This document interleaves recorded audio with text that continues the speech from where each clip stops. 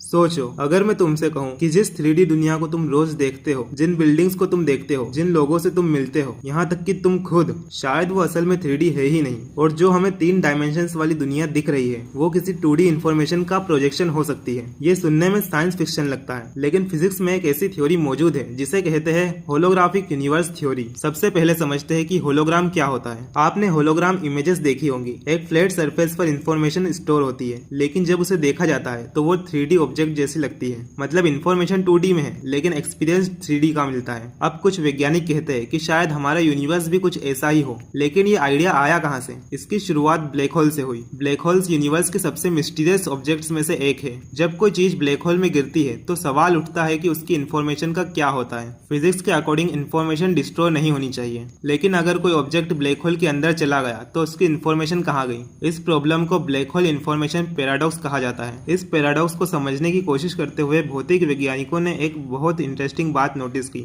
उन्हें लगा कि ब्लैक होल के अंदर मौजूद इन्फॉर्मेशन उनके वॉल्यूम पर नहीं, बल्कि उसकी सरफेस एरिया से जुड़ी हुई लगती है। यानी इन्फॉर्मेशन अंदर नहीं, बाउंड्री पर स्टोर हो सकती है। यहीं से एक नया आइडिया पैदा हुआ। अगर ब्लैक होल के साथ ऐसा हो सकता है तो क्या पूरे यूनिवर्स के साथ भी हो सकता है? क्या हमारे यूनिवर्स की सारी इन्फॉर्मेशन किसी कॉस्मिक बाउंड्री पर स्टोर हो सकती है, और जो हम 3D रियलिटी देख रहे हैं वो उस इन्फॉर्मेशन का प्रोजेक्शन हो सकती है? इसी आइडिया को होलोग्राफिक प्रिंसिपल कहा जाता है। इस थ्योरी के अनुसार हमारा पूरा 3D यूनिवर्स शायद एक बहुत ही बड़े होलोग्राम की तरह हो सकता है। अब ध्यान देने वाली बात यह है कि इसका मतलब ये नहीं कि यूनिवर्स फेक है। कई लोग होलोग्राफिक थ्योरी को सिमुलेशन थ्योरी के साथ मिला देते हैं, लेकिन दोनों अलग है। सिमुलेशन थ्योरी कहती है कि यूनिवर्स एक कंप्यूटर प्रोग्राम हो सकता है, जबकि होलोग्राफिक थ्योरी कहती है कि यूनिवर्स रियल है, बस उसकी इन्फॉर्मेशन शायद हमारी सोच से अलग तरीके से अरेंज्ड है। अब सवाल आता है, क्या इस थ्योरी का कोई प्रूफ है? अभी तक इसका डायरेक्ट प्रूफ नहीं मिला है, लेकिन कई मैथमेटिकल मॉडल्स में ये थ्योरी काफी अच्छे रिजल्ट देती है। स्ट्रिंग थ्योरी और क्वांटम ग्रेविटी के कुछ कैलकुलेशन में भी होलोग्राफिक प्रिंसिपल यूजफुल साबित हुआ है। इसी वजह से भौतिक वैज्ञानिक इस आइडिया को सीरियस लेते हैं, लेकिन अभी तक इसे फाइनल ट्रुथ नहीं माना गया है।